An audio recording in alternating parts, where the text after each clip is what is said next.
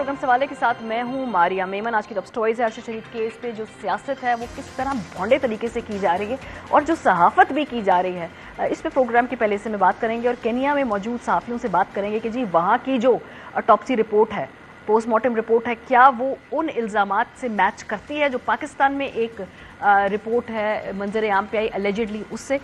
इसके बाद सियासी हलचल, अहम फैसलों का वक्त आ चुका है। आज ये तय हो गया है कि नवंबर की एक नई तैनाती होगी। बाजवा साहब जो हैं वो रिटायर होने जा रहे हैं। इमरान खान साहब लॉन्ग मार्च लेकर आगे बढ़ते जा रहे हैं। तो ज़रा इस पर बात करेंगे कि भाई अगले 2 हफ्ते जो फैसला कुन है इसमें पीटीआई क्या मैक्सिमम पॉलिटिकल बेनिफिट्स हासिल करना चाहती है। इसके बाद चीफ जस्टिस साहब से जो बड़े मुतालबे किए गए हैं इस पर गुफ्तगू होगी। लेकिन आगाज़ करते हैं अरशद शरीफ केस के हवाले से। एक तो अरशद साहब को आपने बड़ी बेईमाना तरीके से देखा कि वो कत्ल होते हैं, लेकिन उनके कत्ल होने के बाद जो सियासत है, जो शर्मनाक सहाफत है, उसका सिलसिला रुकने में नहीं आ रहा है। कल हमने देखा एक टेलीविज़न स्क्रीन के ऊपर अरशद शरीफ साहब की पोस्टमार्टम रिपोर्ट को ब्रेक किया गया। ठीक है, ये खबर है, उन पर तशद्दुद हुआ है या नहीं हुआ, जो भी एलिजिड रिपोर्ट है, बतौर सहाफ़ी अगर वो आप तक पहुंच गई थी तो वो टेलीविज़न पे दिखाने के बहुत से सलीके और करीने होते हैं। उस ख़ानदान को जिसमें ख़वातीन को भी नहीं मालूम किस एक्सटेंट तक अरशद की जो मौत है उसमें टॉर्चर है या नहीं है, आप टेलीविज़न स्क्रीन्स पे वो इमेजेस नहीं चला सकते। ख़ानदान की कंसेंट के बग़ैर, उनकी सेंसिटिविटीज़ के बारे में सोचे बग़ैर ऐसे आप अब किसी के भी प्यारे की तस्वीर चलाकर उनको तकलीफ़ दे रहे हैं। अगर आपने खबर चलानी है तो तस्वीर की बजाय सिर्फ इंफॉर्मेशन शेयर कर सकते हैं, मगर वो भी नहीं करनी चाहिए क्योंकि पोस्टमार्टम रिपोर्ट की तलाश में उनकी वालदा कभी अदालत में जा रही हैं, कभी इंतज़ामिया के पास जा रही हैं, कभी पिम्स अस्पताल के चक्कर लगा रही हैं, उनको वो रिपोर्ट नहीं मिल रही। अगर आप तक वो पहुंच गई है और अगर आपने बतौर सहाफ़ी वो बड़ी ज़रूरी है ब्रेक करनी, तो उसको ट्रीट भी सेंसिटिवली किया जा सकता था। आज मैं गिद्धों के बिहेवियरल पैटर्न के बारे में पता नहीं क्यों पढ़ रही थी और मैंने जो देखा और उनके बारे में जो पढ़ा वो ये था कि वो अपने मुर्दार भाई का गोश्त नहीं खाते हैं, यानी कि वो अपनी बरादरी को नोच नोच के जिस तरह वो मशहूर हैं अपनी इस बिहेवियर में, वो अपनी बरादरी के साथ ऐसा नहीं करते। लेकिन अनफॉर्चुनेटली पाकिस्तान में हम अपनों को भी नहीं छोड़ते, चाहे उनकी मौत भी वाक़या हो जाए। बहरहाल ये जो पूरा मामला है ये मज़ीद मशकूक हो गया है। ये जो टॉर्चर के इल्ज़ामात है कि केनिया में आने वाली जो मंजर आम पे पोस्टमार्टम रिपोर्ट है उसमें भी ऐसे ही दावे किए गए, इस पर भी बात करेंगे। लेकिन इमरान खान साहब ने आज अपने खिताब में इससे मुतालिक जो अहम सवालात उठाए हैं, ज़रा ये सुनिए। जो अरशद शरीफ से हुआ है, जो वीडियो दिखाई गई है टीवी प्रोग्राम पे कल, मेरा पहला सवाल ये है कि एक टीवी एंकर के पास कैसे वीडियो आ गई, जबकि उसकी वालदा जो पोस्टमार्टम के रिजल्ट्स मांग रही हैं उनके पास तो नहीं आई।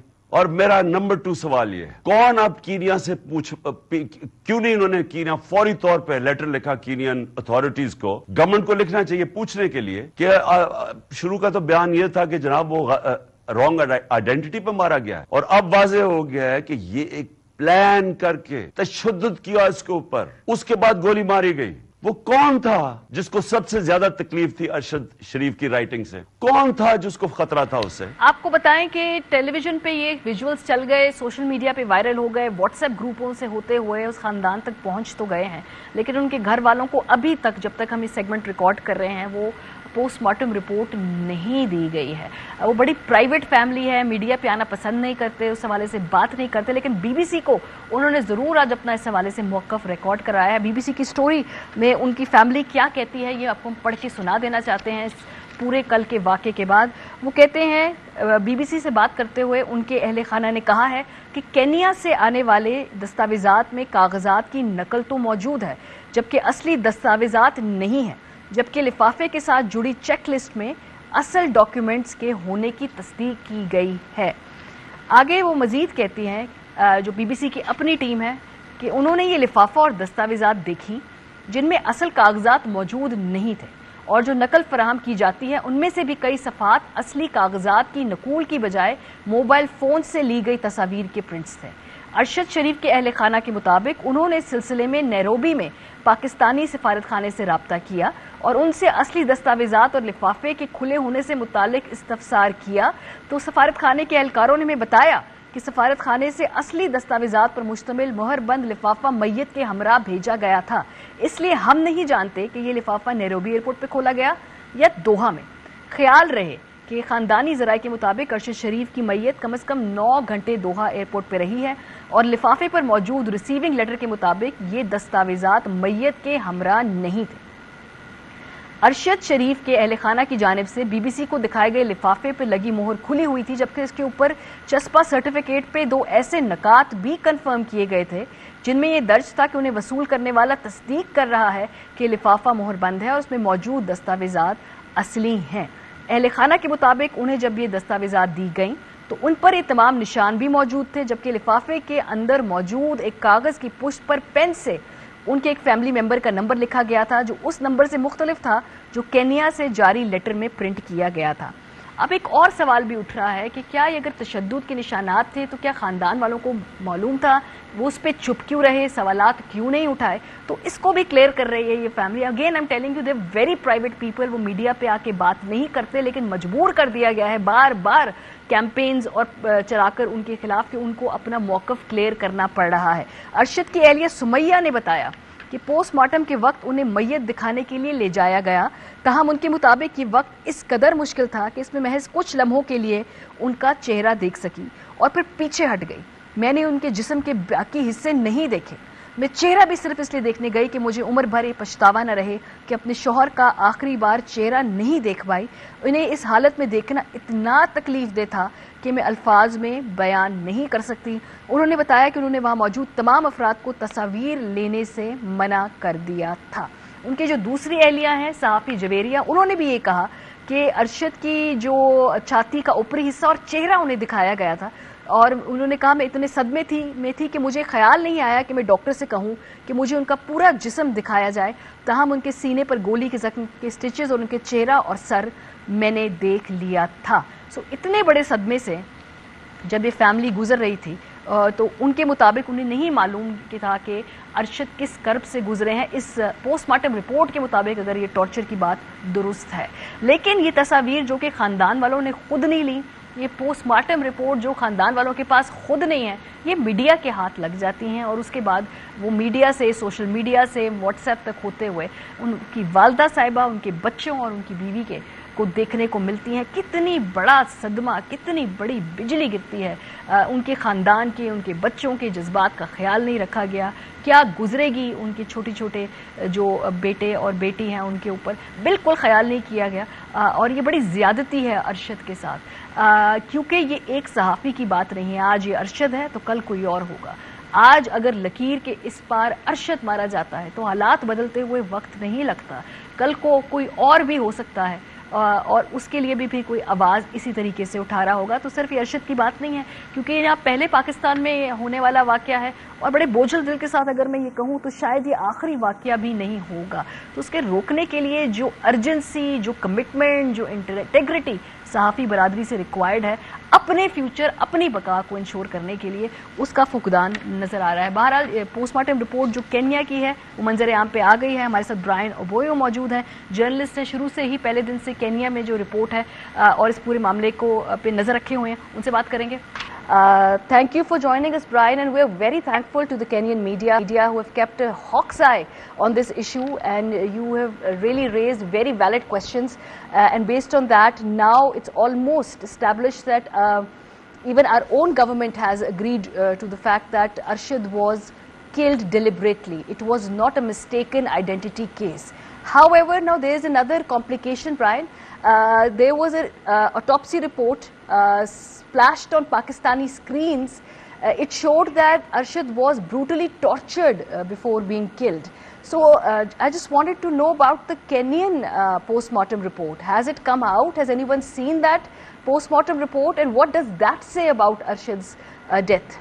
Well, the Kenyan report does not talk about the torture, but the report talks about a fingernail or one or two that were actually removed for DNA testing. You know, this is basically about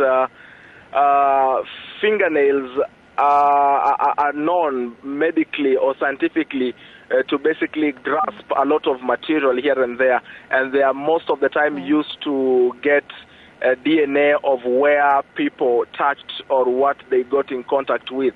So during the post-mortem in Kenya, a part of the liver was removed for toxicology.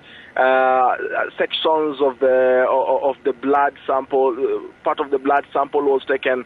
We also see from that report that a fingernail or two have been removed also to understand the aspect of DNA, if the deceased got in touch with anyone. So those two fingernails that went missing were taken for the DNA testing as per your assessment. So the autopsy report that is allegedly being shown here, it says that his ribs were broken, his fingers were broken. Does Kenyan report mention that? The Kenyan report does not talk about that, and that's why I wanted us to also go slow on part of these, because you see, unless the doctors who are conducting these post-mortem reports come out and declare that that is their find, because it was not even the physical finding of the doctors who are back here in Kenya. Right now, this is a matter that is being viewed from a very sensational point of view, and it will be important that we stick to facts and facts alone, because once you start to see a lot of things coming up, it helps with the cover-up. It helps people to run away from the truth and start concentrating on the sideshows. Why am I saying this? I may not be a doctor, Memon, but it is not scientific. It is not scientific for a doctor or anyone to actually say how long someone was tortured. You know what I mean. Yeah. I saw in that report. Yeah. I saw in that alleged report that Arshad was tortured. Yeah. That he was tortured for at least 3 hours. That is not a scientific finding. There's no way anyone would know that. Okay, so that was going to be my next question. That can the police over there identify the duration, that missing time between his death and the body surfacing up, because that is what is being alleged in this report, that he was tortured for 3 hours. So you're saying that there is no evidence of that. So the Kenyan report does not, the results of the Kenyan report does not match the outcomes of the alleged Pakistani report. So there is a difference over there. Arshad साहब के वाले से Brian अबूया से हम गुफ्तगू कर रहे थे. ब्रेक पे जाएंगे. जब वापस आएंगे तो हमारे साथ मौजूद होंगे फरूख हबीब साहब और नदीम अफजल चंद. आप लोग हमारे साथ रहेंगे. करेंगे इस इशू पे और मजीद जो सियासी तौर पे डेवलपमेंट्स हो रही हैं उन पे भी. नदीम अफजल चंद साहब सीनियर रहनुमा पाकिस्तान पीपल्स पार्टी के हमारे साथ हैं. फरूख हबीब साहब पाकिस्तान तहरीक इंसाफ से ताल्लुक़ रखते हैं. बहुत शुक्रिया आप दोनों हज़रात का. सर, इससे पहले हम केनियन सहाफ़ी से बात कर रहे थे जो अरशद शरीफ साहब के केस के हवाले से अपडेट्स ले रहे थे. बहरहाल चंद साहब, आपसे इसलिए आगाज़ करेंगे सर क्योंकि आपकी पर्सनल फ्रेंडशिप भी थी अरशद शरीफ साहब के साथ. हमने देखा ये जिस तरह से केस की तहकीकात आगे बढ़ रही हैं बतौर हुकूमती या पीपल्स पार्टी के उससे हट के, मैं एज ए पर्सनल उनके जो दोस्त मैं आपका मौक़िफ़ जानना चाहूँगी. तहकीकात से आप मुतमिन हैं? ये तसल्ली बख्श लग रही हैं जिस तरह इसको मैनेज किया जा रहा है, जिस तरीके से इसके बारे में एक परसेप्शन बनाया जा रहा है? लेकिन जी, मैं तो समझता हूँ कि जिस तरह पहले उस दिन कहा गया था, मेरी ज़ाती राय और मेरा ख्याल है कि जिससे सारे लोग भी मुतमईन होंगे कि ये अगर किसी इंटरनेशनल एजेंसी से यूनाइटेड नेशन के चार्टर में जो आती हो उसमें किसी से करवाई जाए ऐसी इंक्वायरी, या इंटरनेशनल जस्टिस किसी कोर्ट में जाके ये अब ली जाए, तो मेरे ख्याल में क्योंकि ये दो मुल्कों के दरमियान इंक्वायरी है, ये हमारे मुल्क में वाक़या नहीं हुआ. हमारे मुल्क की पुलिस या FIA तो इसके ऊपर मैं समझता हूँ इतना कर नहीं सकेगी. ये दूसरे मुल्क का भी सॉवरेनिटी का भी ध्यान रखना पड़ेगा, और केस भी हमारे मुल्क के लिए इससे बढ़ के इस आजकल के दौर में इससे अहम केस कोई नहीं है. तो इतना अहम केस है जिसमें मैं समझता हूँ कि हमारे बहुत सारे चीज़ों की राहें मुतय्यन होनी है. उसकी ज़ात तो थी, एक शख्सियत थी, एक दोस्त था, एक भाई था, लेकिन मैं समझता हूँ कि आने वाले वक्त के लिए भी इस पाकिस्तान में सहाफ़त के लिए, जमहूरियत के लिए, इंसानियत की कदरों के लिए, एक ख़ानदान की بہتری کے لیے یہ بہت ضروری ہے کہ ایسے فورم پہ اس کی انکوائری کروائی جائے جس پہ پھر کم از کم ہر پاکستانی مطمئن ہو. کیونکہ اب میں صرف اس کے خاندان کو مطمئن کرنا نہیں سمجھتا, میں سمجھتا ہوں اس میں ہر پاکستانی کو مطمئن ہونا چاہیے, کیونکہ وہ ایک ایسٹ تھا ہمارا ایک احساسہ تھا. اللہ تعالیٰ اس کو جنت نصیب کرے, اور شہید جس کو لاکھوں لوگ شہید کہنے والے ہوں, اور یقیناً وہ شہادت کے رتبے پہ ہوتا ہے. تو میں سمجھتا ہوں کہ اس کو کسی کانسپریسی تھیوری یا کسی ایسی چیز میں ڈالنے کی بجائے ایک ایسے فورم پہ لے جا کر ہمیں یہ انکوائری کروانی چاہیے جس پہ سب ٹرانسپیرنٹ ایک نظر آئے چیز, اور ایک عدل ہوتا ہوا نظر آئے. تو یہ ہمارے لیے بہت بہتر ہوگا, ارشد کے لیے نہیں, یہ ہمارے لیے بہت بہتر ہوگا. ٹھیک بات ہے سر, کیونکہ مجھے جو پورے 2 ہفتے میں چند سا بڑا گلا ہے وہ یہ کہ اس کیس کو سیاسی سکور سیٹل کرنے کے لیے استعمال کیا جا رہا ہے, اور جس طرح کی سینسٹیوٹی ہم ایکسپیکٹ کر رہے تھے حکومت وقت سے, ریاست وقت سے, جو بھی آپ لفظ استعمال کر لیں, مجھے وہ سینسٹیوٹی کی کمی نظر آئی سر. اگر آپ سے کہا ڈس ایگریمنٹ بھی ارشد کے ساتھ ٹھیک ہے, لیکن میں آپ کو بتاؤں پوائنٹ سکورنگ تو یقیناً اب میں اس کے اوپر اس لیے بات نہیں کرنا چاہتا کہ میرا وہ بھائی تھا, اور میں نہیں سمجھتا کچھ کیس کے حوالے سے کوئی سیاسی یا بلیمنگ بھی کی جائے. لیکن دیکھنا یہ ہے کہ اس کی جو مظلومیت تھی اس کو کیش کرنے کی بھی لوگوں نے کوشش کی.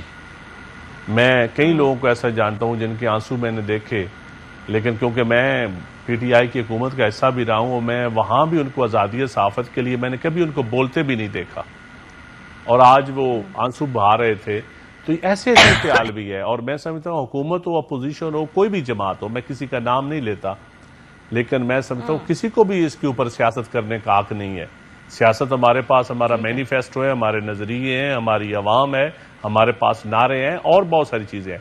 تو آپ ایک ایسے موقع پہ ایک اتنی جوان موت, ایک دیار غیر میں, ایک پردیس میں ایک بندے کا شہید ہو جانا, تو اس کے اوپر سیاست نہیں کرنی چاہیے, اور یہ کسی کو بھی نہیں کرنی چاہیے.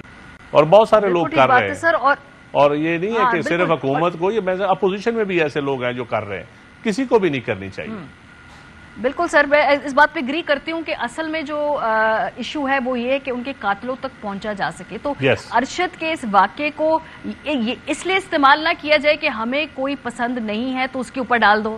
اگر ہمیں کسی سے سیاسی وابستگی, ہماری سیاسی مخالفت ہے, تو اس طرح کے جو ہے مبہم بیانات دیے جائیں کہ کسی اور سیاسی جماعت کے اوپر ڈال دیا جائے. اینڈ لائک وائز یہ ہر طرف میں کراس دا بورڈ بات کر رہی ہوں بھائی کہ یہ اس کو استعمال نہ کیا جائے. کچھ ایشوز ایسے ہوتے ہیں کہ جن کو بخش دینا چاہیے, اس پہ سیاست نہ کرے. 1 کروڑ آپ کے پاس پاکستان میں ریزن سے سیاست کرنے کے, جی ہر صبح اٹھ کے ایک نیا ایشو آپ کے پاس ہوتا ہے. فاروق, اب یہاں سے جو ہے معاملات ارشد کی تحقیقات کے حوالے سے ایک بڑا واضح پوزیشن لی ہے رانا ثناء اللہ صاحب نے. وہ تو سیدھا یہ بھی کہہ رہے ہیں کہ بھائی جو شاید اس کی مدد کرنے والے تھے کہیں انہی سے وہی اس کی موت کے ذمہ دار نہ ہوں. اگین سیاست نہ ہو تو یہ بہتر ہے, لیکن بہرحال یہ کوئی پہلا واقعہ نہیں, مجھے لگتا ہے یہ آخری واقعہ بھی نہیں ہوگا. اس سے آگے جانا کیسے, یہ شفاف تحقیقات انشور کیسے کرنی ہے, اور اسپیشلی اس ایشو پہ کہ بھائی سیاست نہ ہو, نہ اپوزیشن کرے اس کے اوپر, نہ حکومت کرے. دیکھیں بات یہ ہے کہ سپریم کورٹ آف پاکستان کا جو ہے وہ کمیشن بننا چاہیے. اس میں بھی کوئی دو رائے نہیں ہے کہ یو این کے انڈر بھی جو ہے وہ اس کی تحقیقات ہونی چاہیے. بنیادی طور پہ معاملہ ماریہ شروع کہاں سے ہوتا ہے یہ بھی ہمیں دیکھنا چاہیے, اور اس کی ذمہ داری جو ہے وہ وقت کی حکومت کے اوپر آتی ہے. 16 FIRs جو ہیں وہ ارشد شریف کے اوپر اسی حکومت کے دوران ہی کاٹی گئیں. ان FIR ارشد شریف اس سے پہلے ملک کیوں نہیں چھوڑ کے گئے, کبھی ملک چھوڑ کے جانے کی بات انہوں نے کی.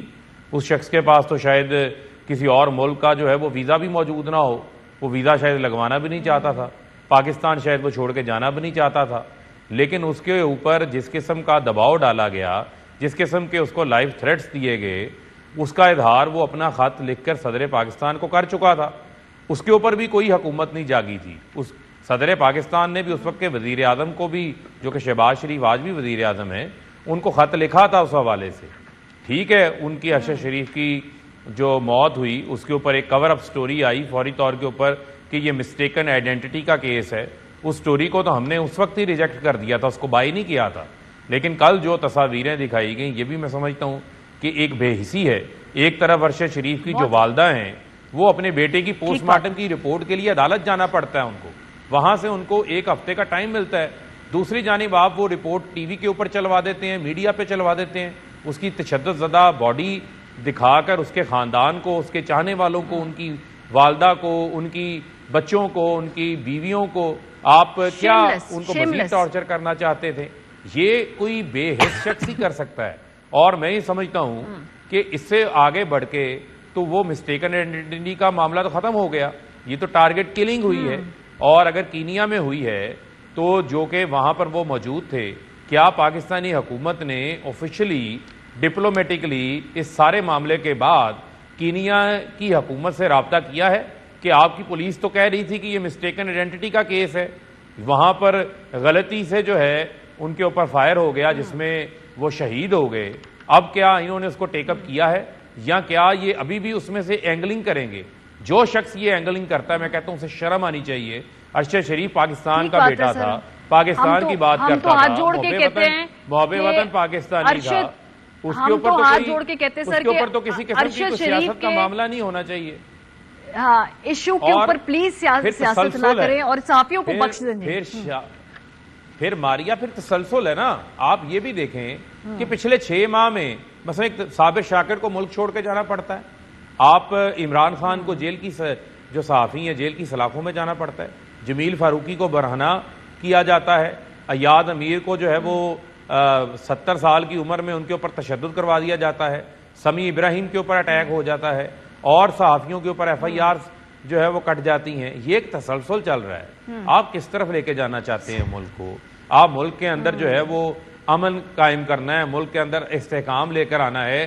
جو ڈسینٹنگ وائسز ہیں, جو آپ سے اختلاف رکھتی ہیں, ان وائسز کو آپ سنیں, حوصلہ پیدا کریں. یہ کیا کلچر آ گیا کہ راستے سے ہٹا دیا جائے, گردن اتار دی جائے؟ میں چند صاحب کے پاس سوال لے کے جانا چاہتی ہوں, کیونکہ چند صاحب ایک سیاسی آدمی ہیں, ان کو اختلاف رائے کے بارے میں مجھے معلوم ہے وہ بڑے اس معاملے میں ان کے خیالات بڑے واضح ہیں. اور سر اس حوالے سے I'm sure کہ آپ آواز بھی اٹھاتے ہوں گے کابینہ میں حکومت کے اندر, لیکن سر ایک پیٹرن ہے پچھلے 6 مہینوں کے اندر. اگر آپ کہتے جی آپ یہ PTI کی حکومت کو بھی کہا کرتے تھے, بالکل ٹھیک بات ہے, اچھی بات ہے کہ آپ جیسی آوازیں اس پر بھی تھی. سر ابھی بھی یہ جو پیپلز پارٹی کی جس لیول کی تشویش ہونی چاہیے ہے وہ ہمیں نظر نہیں آ رہی اتنی. چند صاحب دیکھیں جی, ایک بڑی عجیب سی صورتحال ہے کہ پہلے تو آزادی صحافت ایک سب کے لیے موضوع ہوتا تھا. اب اس وقت سچی بات ہے آریہ کہ صحافیوں میں جو ڈویژن پیدا ہو چکی ہے. اب جو صحافی فار ایگزامپل PTI کے ساتھ ہے, اب جس طرح کے وہ ٹویٹ کرتے ہیں, جس طرح کے کمنٹس کرتے ہیں ان کے جلسوں میں جا کے, یہ صحافت نہیں ہے. اسی طرح میں سمجھتا ہوں پیپلز پارٹی کے ساتھ یا نون لیگ کے ساتھ جو صحافی جڑے ہوئے ہیں, خدا را وہ صرف صحافت تھوڑا سا ایک قدم آگے پیچھے اپنی ری ایڈجسٹمنٹ کریں. اور یہ میں سمجھتا ہوں آزادی رائے کے لیے, ہمارے ملک کی صحافت کے لیے, صحافت ایک بڑا ڈیموکریسی میں ایک ریاست کا بڑا اہم ستون ہے. لیکن صحافت میں اور اپنے تعلقات میں یا ایک پارٹی کا ورکر ہونا یا پارٹی کی ایک لائن ٹو کرنا, اس میں بڑا فرق ہے. اس فرق کو بھی ہمیں واضح کرنا چاہیے. یہ لیکن چند صاحب تھوڑے سے قطع کلامی کروں گی سر, اگر یہ کوئی ایسا کرتا ہے تو سر یہ اس کی کلیئر پوزیشن ہے. اگر کوئی کہتا ہے تو کلیئر پوزیشن نہیں ہے, پھر وہ صحافی نہیں ہے. پھر اس کو پلیز میں پھر صحافیوں سے کہوں گا کہ پھر اس کو صحافیوں کی لسٹ سے نکال دیں, میری طرح فرق حبیب کی طرح وہ پولیٹیکل ورکر بن جائے, الیکشن لڑے. چلے سر ہم یہ ریکویسٹ کرتے ہیں کہ ان کو لسٹ سے نکال دیں, اور آپ سے ریکویسٹ ہے سر کہ ان کو ملک چھوڑ کے نہ جانا پڑے. بالکل نہیں جانا چاہیے. وہ تو عام شہری بھی, صحافی کے علاوہ بھی عام شہری, میں کہتا ہوں صحافی کے علاوہ عام شہری بھی ہو. ریاست کا یہ کام تو نہیں ہے کہ اپنے شہری کو اتنا وکٹمائز کرے کہ وہ جلا وطن ہونا پڑے. یہ تو میں اس کو کبھی بھی اس کی جسٹیفیکیشن نہیں دے سکتا. اور میرے پاس اگر ان کی سر ڈکلیئرڈ پوزیشنز ہیں جو کہیں ہم صحافی بھی نہ مانے ان کو, پھر بھی ملک چھوڑ کے جانا ہے, FIR ہونا, جیلوں میں جانا ہے. میں کہتا ہوں نہیں ہونا چاہیے, لیکن میں ایک بات کہوں کہ یہ تھوڑا سا ہمیں بیٹھ کے اس کے اوپر پولیٹیکل پارٹیز کا پہلے یقیناً ہمارا رائٹ ہے کہ ہمارے اوپر فرض ہے, ہمارے اوپر یہ فرض ہے کہ ہم اس کے اوپر بیٹھ کے اس کے رولز آف گیم طے کریں. لیکن یہ سوسائٹی میں اتنی ٹالرنس ہے. دیکھیں نا, جو لوگ جس کے ساتھ زیادتی ہو رہی ہو, میں نے خود تشدد جھیلا ہے پولیس کا, میں نے خود کئی FIR کو میں نے برداشت کیا, اپوزیشن میں بھی, مارشل لا کے دور میں بھی. لیکن یہ پھر ایسا ہوتا ہے کہ جب بڑھتا ہے نا ظلم یا تشدد یا وکٹمائزیشن بڑھتی ہے, تو اس کے لیے پھر اللہ تعالیٰ کی غیبی امداد بھی ہوتی ہے اور سوسائٹی بھی اس کو سپورٹ کرتی ہے. ہماری سوسائٹی میں اتنی جان ہے کہ وہ پھر سپورٹ کرتی ہے. اس کو یہ نہیں ہے کہ پھر آپ کہیں کہ وہ سپورٹ اس کو نہیں ملتی ہے. بہت ساری چیزیں جو بہتر ہوئی ہیں وہ بھی ہیں, یقیناً ہمارے لیے بہتر ہے, لیکن پھر بھی ہمارے اوپر ذمہ داریاں زیادہ ہیں اور اس کی تو کوئی جسٹیفیکیشن نہیں ہے کہ کسی آدمی کو. لیکن کئی لوگ تو خود میں سمجھتا ہوں کہ ان کا نہ نظریہ جلا وطنی والا ہے, نہ وہ اس طرح کے ہیں کہ وہ جلا وطن. سر وہ ایسے لوگ ہیں نا, چاہے وہ ایکسپوز ہو جائیں گے خود ہی, اگر بار بار آپ کو لگتا ہے کہ وہ صافی نہیں ہے, ان کے نظریے جینوئن نہیں ہے, وہ ایکسپوز ہو جائیں گے. لیکن ایٹ لیسٹ یہ نہ ہو کہ انہیں ملک چھوڑ کے جانا پڑے, بریک پہ جائیں گے واپس آئیں گے. تو جو لانگ مارچ ہے خان صاحب کا, یہ چل تو پڑا ہے, لیکن اس دوران نئی خبر جو آج سامنے آئی ہے کہ نومبر 1 تبدیلی کا مہینہ ہونے جا رہا ہے. کیا سیاسی نتائج پی ٹی آئی حاصل کرنا چاہتی ہے؟ اب اس لانگ مارچ سے بریک کے بعد بات ہوگی. ہمارے ساتھ رہیے. ویلکم بیک جی. اور اب بات کریں گے عمران خان صاحب کے لانگ مارچ کے حوالے سے. فاروق, آج فواد چودھری صاحب نے پریس کانفرنس کی, اس میں وہ کہہ رہے ہیں نواز شریف ملک میں مارشل لاء لگوانے کی تیاری کرا رہے ہیں. یہ مجھے بڑی ایک یونیک بیان لگا. پہلے سنوا دیتے ہیں فواد صاحب یہ کس کانٹیکس میں کہہ رہے ہیں اور یہ پی ٹی آئی کو کیوں لگ رہا ہے بھائی یہ ادارے ہیں, ملک میں حکومت ہے, اپنی اپنی حکومتیں ہیں, یہ کیا بات کرے فواد صاحب, ذرا سنیں. یہ نہیں ہو سکتا کہ نواز شریف نہیں مان رہے تو ہم الیکشن نہیں کروا سکتے, نواز شریف نہیں مار رہے تو ملک میں مارشل لاء لگا دیں. نواز شریف پاکستان میں اس وقت ایک باقاعدہ منصوبے کے تحت مارشل لاء لگوانا چاہتے ہیں. فاروق صاحب, یہ تو آج طے ہو گیا, اب نومبر کے آخری جو ہفتہ ہے وہ ایک تبدیلی کا ہفتہ ہوگا. پرانی کمان جا رہی ہے, نئی کمان آ رہی ہے. آپ لوگ آج پریس کانفرنس کر کے یہ ڈرا رہے ہیں پوری قوم کو, یہ مارشل لاء کہہ کے. میں سے پی ٹی آئی کی طرف سے ہی سن رہی ہوں میں زیادہ. یہ آپ کو کیوں خدشہ ہے؟ یہ دیکھیں, میں پھر آپ کو یہ کہنا چاہتا ہوں, مجھے آپ یہ بتائیں کہ ہماری تو ہم تو گورنمنٹ میں نہیں ہیں, ہم تو ایک ڈیموکریٹک فورس ہیں. ڈیموکریٹک فورس کا راستہ کیا ہوتا ہے؟ وہ اپنا ایجیٹیشن کرتی ہے, وہ سڑکوں کا راستہ بھی اختیار کرتی ہے, عوام کو موبلائز بھی کرتی ہے. ہم تو مارچ میں نکلے, اپنا ایک مطالبہ لے کے نکلے ہیں کہ ملک میں انتخابات ہونے چاہیے. پچھلے 6 ماہ میں جو ملک کے اندر ہوا, صحافیوں والی بات تو ہم نے وہ بھی کر لی. آپ یہ بتائیں کہ آدم سواتی کا جو معاملہ ہے یہ کیا جسٹیفائیبل بات کیا ہے؟ آپ ان کو پکڑتے ہیں, 74 سال کے ایک سینیٹر کو تشدد کرتے ہیں, برہنہ کرتے ہیں, ان کے چھوٹے چھوٹے پوتیوں کے سامنے ان کے اوپر تشدد کر کے پکڑ لیتے ہیں. بعد میں جو ان کے ساتھ کیا گیا, جو ویڈیو بنا کے ان کی فیملی کو, ان کی وائف کو بھیجی گئی, کیا وہ کسی اس ٹراما سے کوئی اور شخص جو ہے وہ گزر سکتا ہے؟ جو شہباز گل کے ساتھ کیا گیا, یہ کسی سے کوئی ڈھکی چھپی چیزیں تو نہیں ہیں. عمران خان کے اوپر قاتلانہ حملہ کر دیا جاتا ہے, خوف میں آ کر خوف زدہ ہو گئے کہ عمران خان کا انتخابی میدان میں مقابلہ نہیں کر سکتے. اور ارشد شریف سے لے کے عمران خان تک ہر جگہ کور اپ سٹوریز نظر آ رہی ہیں. کسی جگہ پہ مذہبی منافرت آ جاتی ہے, کبھی کسی جگہ پہ مسٹیکن آئیڈینٹی کا کیس لا کے سامنے رکھ دیا جاتا ہے. دونوں طرف نظر آیا, ایک طرف ٹارگٹ کلنگ نظر آ گئی, دوسری طرف کل پتا چلا پنجاب فرانسک کی رپورٹ آ گئی, وہ کہہ رہی ہے ایک شوٹر ایک سے زیادہ 2 ہیں. اب جو معاملہ ہے, اب یہ دیکھیں, آئی پور کی رپورٹ آتی ہے 63% پاکستانی ملک میں فوری انتخابات چاہ رہے ہیں. لیٹسٹ سروے آیا ہے, آپ اپنا کیمرہ لے کے نکل جائیں, جو عوام کی رائے ہے وہ انتخابات ہیں. اب لندن کی انا اور زید آڑے آئی ہوئی ہے, ملک کا وزیر اعظم جو ہے وہ شہباز شریف ہے. 13 جماعتوں کے یہ اتحادی ہیں, 5واں دورہ انہوں نے لندن کا کر لیا ہے. جدھر جاتے ہیں واپسی پہ لندن رک کے آ جاتے ہیں. فاروق, اس کا مطلب ہے کہ ایک سیاسی جماعت کہتی ہے ہم اسلام آباد میں ہزاروں بندے لے کر آ رہے ہیں, تو جو بھی وفاقی حکومت ہے وہ کہے جی اس کی ٹانگیں تھر تھر کانپ جائیں, وہ کہیں جی بالکل اتنے سارے لوگ اسلام آباد چکے آپ لے کے آ گئے ہیں, ہم دیتے ہیں استعفیٰ, ہم دیتے ہیں آپ کو الیکشن کی ڈیٹ. یہ اس طریقے سے کیا اس ٹرینڈ کو انکریج کرنا چاہیے؟ کیونکہ کل کو ہو سکتا ہے آپ حکومت میں ہوں, کوئی اور آپ سے اپنے مطالبات بنوانے اسلام آباد آ جائے. سر ایسے ہو سن لیں, دیکھیں ہمارے دور میں بھی لانگ مارچز آتے رہے ہیں, سب کچھ ہوتا رہا ہے. لیکن میں آپ سے یہ سوال پوچھنا چاہتا ہوں, کیا ملک کے حالات ایسے ہیں, اس ملک کے اندر کیا کیا کچھ نہیں ہو چکا؟ ایک 22 کروڑ عوام کے ایک لیڈر ہیں, سابقہ وزیر اعظم ہیں, ان کے اوپر اسیسینیشن اٹیمپٹ ہوتی, قاتلانہ حملہ ہو جاتا ہے. اس کے بعد ملک کی معیشت چل نہیں پا رہی, آپ سے جو عدم استحکام ہے ملک میں وہ ختم نہیں ہو پا رہا. 7 مہینوں میں آپ کور اپ کر لیتے یہ چیزوں کو. عوام کی رائے کیا ہے؟ کیا عوام کی رائے کا کوئی احترام نہیں کرنا؟ آپ یہ نہ دیکھیں کہ مارچ میں کتنے لوگ آ کے یہ مطالبہ کر رہے ہیں. آپ پاکستان کے ہر گلی کوچے کے اندر اب یہ مطالبہ زور پکڑ چکا ہے. اب آپ اس کو اپنی ضد کی بھینت نہ چڑھائیں, ملک کے حالات کو بھی دیکھیں. لوگ انتخابات مانگ رہے ہیں. 13 جماعتوں کی کبھی حکومت سنی ہے آپ نے؟ مجھے آپ یہ بتائیں, جس میں ساری 74-75 رکنی کابینہ بن چکی ہو, جس میں آپ نے ایک دورے میں جانا ہے تو آپ کو 777 جہاز آپ کو لے کے جانا پڑتا ہے.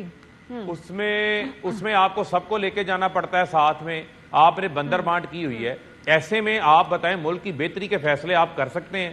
جب آپ کو فیصلہ کریں گے اچھا جی زرداری صاحب ناراض نہ ہو جائیں, فضل الرحمان ناراض نہ ہو جائے, فلانا اتحادی ناراض نہ ہو جائے. ہم نے کیا 3.5 سال اتحادی حکومت نہیں دیکھی؟ ہم نے بعد میں برملا اس بات کا اظہار کیا, خان صاحب نے کیا کہ آپ اس طرح ملک نہیں چلا سکتے. آپ جس طریقے سے یہ اب ایک ڈیلینگ ٹیکٹکس کر کے شکست کے خوف سے یہ جس سروے کی آپ بات کر رہے ہیں فاروق صاحب, اب بات سن لیں. فاروق صاحب بات سن لیں. جس سروے کی آپ بات کر رہے ہیں نا, اس میں ایک سوال یہ بھی پوچھا گیا کیا پارلیمنٹ میں واپس جانا چاہیے تحریک انصاف کو, تو ایک بڑی تعداد تھی پرسنٹیج, انہوں نے کہا جانا چاہیے. اس میں سوال یہ بھی پوچھا گیا کہ کیا لانگ مارچ, سر بات سن لینا, اس میں سوال یہ بھی پوچھا گیا کہ کیا لانگ مارچ اور دھرنے ان کے لیے قابل قبول ہیں, تو اس میں جو پرسنٹیج تھی زیادہ تر ان کو وہ قبول نہیں. اب چونکہ آپ اسی سروے کی بات کریں, میں اسی کے 2 سوال اور کر رہی ہوں, تو زیادہ لوگوں نے جو بیچ کا راستہ نکالا, عوام نے جو شعوری طور پہ آپ کہتے ہیں جاگ گئے, انہوں نے کہا واپس پارلیمنٹ میں جائیں, بیٹھ کے الیکشن کی ڈیٹ طے کریں, یہ سڑکوں کے سے بہتر ہے کہ پارلیمنٹ میں لوٹا جائے. یہ میں اسی سروے سے آپ کو کوٹ کر کے بتا رہی ہوں, پورا آپ نے اب شور پڑا ہوگا. دیکھیں میں نے سارا سروے دیکھا ہے. ٹھیک ہے, لوگوں کی ایک اپنی جو ہے وہ سوچ اس میں بھی ہو سکتی ہے, لیکن میں آپ کو کہنا چاہتا ہوں کیا اس طرف آگے بڑھنے کی کوئی نیت ہے؟ ہم نے تو یہ بات کہی تھی کہ آپ سنجیدہ طور کے اوپر انتخابات کا فیصلہ کر لیں, انتخابی اصلاحات کے لیے پھر ہمیں اسمبلیوں میں جانے میں کوئی آڑ نہیں ہوگی, لیکن آپ انتخابات کروانا نہیں چاہتے, انتخابی اصلاحات آپ چاہتے نہیں ہیں. اور آپ لندن میں بیٹھ کے کہہ رہے ہیں انتخابات نہیں کروانے, تو پھر ملک کو کہاں لے کے جا رہے ہیں؟ کیا لوگ آپ ایک سیاسی آدمی ہیں سر, ہم تو ایک ڈیموکریٹک فورس ہے, ہم کو ملیٹنٹ فورس تو نہیں ہے, ملیشیا تو نہیں ہے کہ ہم ہاتھوں میں بندوقیں اٹھا کے لڑنا شروع کر دیں گے. ہم تو اپنا پرامن احتجاج ہی ریکارڈ کروا سکتے ہیں. اس میں تو ہمارے لیڈر کو گولیاں لگ گئی, یہ مجھے چند صاحب سے سوال پوچھنا ہے فاروق صاحب کے اوپر قاتلانہ حملہ ہو گیا. دیکھیں جہاں تک قاتلانہ حملے کا تعلق ہے یا اعظم سواتی صاحب کا تعلق ہے, اس کی جتنی مذمت کی جائے کم ہے. آج اگر قاتلانہ حملے ہو رہے ہیں تو اس کے ہمیں سد باب کرنا پڑے گا, کیونکہ اس ملک میں وزیر اعظم شہید بھی ہوئے, اس ملک میں بڑے بڑے مشکل دور آئے, لیکن وہاں پہ پاکستان کھپے کا نعرہ لگایا گیا, وہاں جلاؤ گراؤ کی طرف نہیں کیا گیا. کسی نے روڈ بلاک نہیں, یہ کسی پولیٹیکل پارٹی کے لیڈر نے نہیں کہا کہ روڈ بلاک کر دو, موٹر وے بلاک کر دو, مری روڈ بلاک کر دو, لوگوں کا کاروبار تباہ کر دو. ایسا نہیں ہوتا. اس ملک میں ٹوکن کے طور پہ سمبولکلی احتجاج ریکارڈ کرایا جاتا ہے, پھر پارلیمنٹ کے بیٹھ کے ریکارڈ کرایا جاتا ہے, کورٹس میں ریکارڈ کرایا جاتا ہے.